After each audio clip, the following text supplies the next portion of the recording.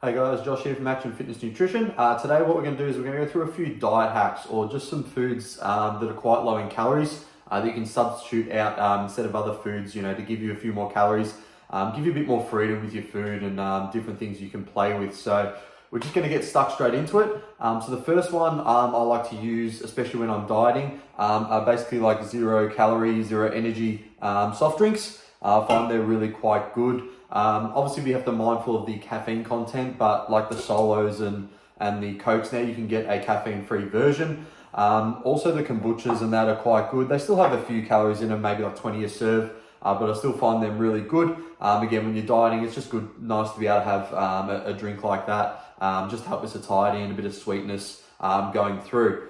So that brings us into probably, I would say, the best dieting food. If you look at what you call the satiety index scale, potatoes are going to be right up there at the top. So this type of potato, you got your 25% less carbs. They're Karastama potatoes.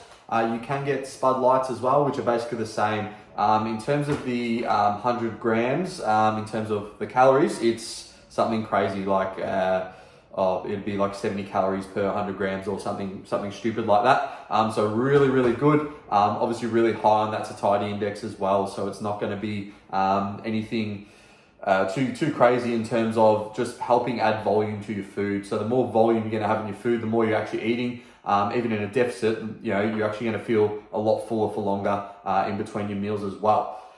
Jumping into our sort of sweets and that sort of thing. So one thing I really like to use, sugar-free maple syrup. Again, stuff all calories in that, depending on what you want to do, adding it into, smoothies and into your protein oats and things like that. Another thing I've found, your no added sugar dark chocolate. I find these are really, really good. So they're about 50 calories per serve. And a pack of them will come in 5 bars. So that's really, really good. If you need your little chocolate fix, but you can't obviously fit in, a couple of rows of Cadbury or anything like that.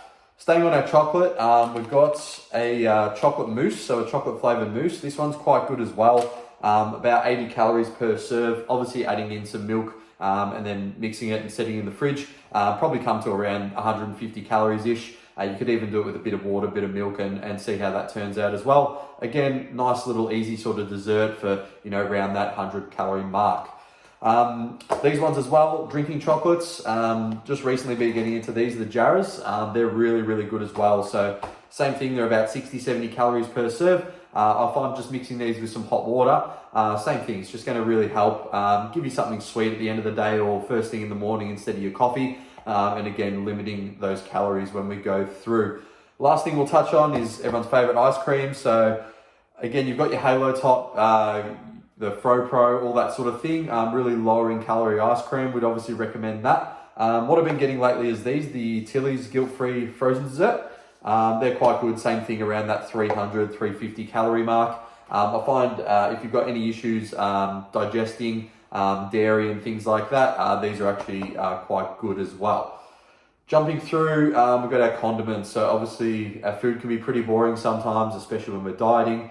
We've got a few things here which are really sort of lower in that calories to just add a bit of flavor to your food as well. So got your lemon lime juice, which is, stuff all calories. Got your mustard here. Again, in terms of a serving, it'll give you, per 10 mil, it's like 10 calories, something like that. Big favorite of mine, Nando sauce. So again, serve this, set your back, same thing, 15, 20 calories, if that for like 20, 40 grams. Got a couple of other things here. Your reduced barbecue sauce. Recommend everyone get this one. Just have in the fridge. Again, same thing. Really low in calories per serve.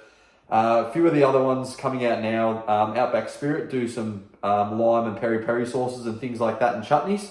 They're quite good as well. Same thing. Super low in calories. So you can add a bit of them into your meal for some variety. In terms of cooking now, what I want to really quickly talk about is your balsamic vinegars. So I chuck this on top of meals just for a bit of flavor, but I also use it when I'm marinating and things like that. So instead of chucking in, 150 calories worth of oil and marinate something, whack some of this in. I find it's really good. Again, it does the same thing, helps, obviously all these stick to it and you'll be able to go through. Still a couple of calories in there, but nothing to really worry about compared to your oils. Jumping into the last one, obviously you got your seasonings. Again, this is one where, you know, your food variety, everything will get a bit boring. But if we can change up our seasonings, at least it's going to give your taste buds a little bit of, oh, I'm eating the same thing, but there's, you know, a bit of a different flavor in there as well. So really simple. Turmeric I find is quite good. Really been using these mingle seasonings lately. They've been quite good as well. A little bit expensive for what they are, but no added preservatives or anything like that. And they are vegan as well.